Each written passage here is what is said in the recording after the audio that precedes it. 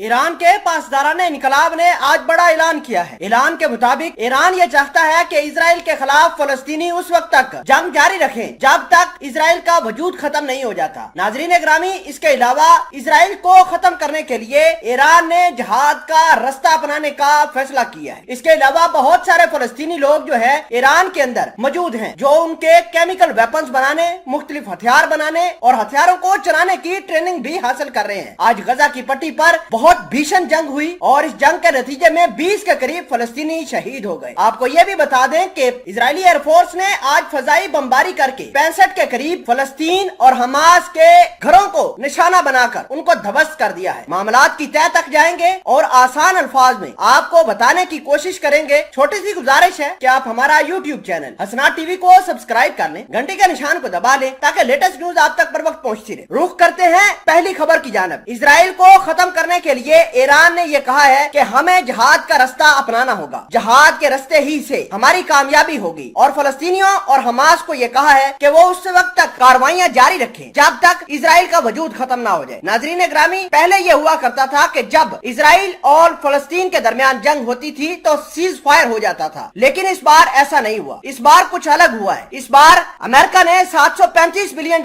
के हथियार इजराइल को रवाना कर दिए। इसका मतलब यह है कि यह जंग अगले लेवल तक जाएगी और बहुत जल्द ये जंग खत्म नहीं होगी। दूसरे नंबर पर जहां अमेरिका एक तरफ इजराइल को हथियार दे रहा है, मुख्तलिफ वेपन्स दे रहा है, और दूसरी जानब कनाडा ने ऐलान किया है कि आइंदा के बाद जब तक इजराइल का वजूद खत्म नहीं हो जाता उस वक्त तक हम इजराइल को हथियार फराहम नहीं करेंगे। आपको ये बता दें कि इजराइल का जो ड्रोन है, खसूसन हीरोप ड्रोन, वो सबसे ज्यादा जो स्पेयर पार्ट्स होते हैं वो कनाडा के बनाए हुए इस्तेमाल करता है। कनाडा के अंदर सिख बहुत ज्यादा हैं, वही सिख जो इजरायलियों के खिलाफ और भारतीय बीजेपी के खिलाफ, हिंदुत्व के खिलाफ लड़ती हैं। उन्होंने कहा है कि अगर तो जस्टिन ट्रूडो जो कि कैनेडियन वजीर आजम हैं, वो इजराइल को हथियार फराहम करेगा तो हम पूरे के पूरे लोगों को, कनाडा को सड़कों पर ले आएंगे और जस्टिन ट्रूडो को नीचे गिरा देंगे। नाजरीन ग्रामी, इसके अलावा बड़ी अहम बात यह है कि फलस्तीन के बहुत सारे लोग, खुसूसन इनके जंगजू जो हैं, वो ईरान के अंदर मौजूद हैं, ईरान के वेपन्स के ऊपर ट्रेनिंग हासिल कर रहे हैं। कुछ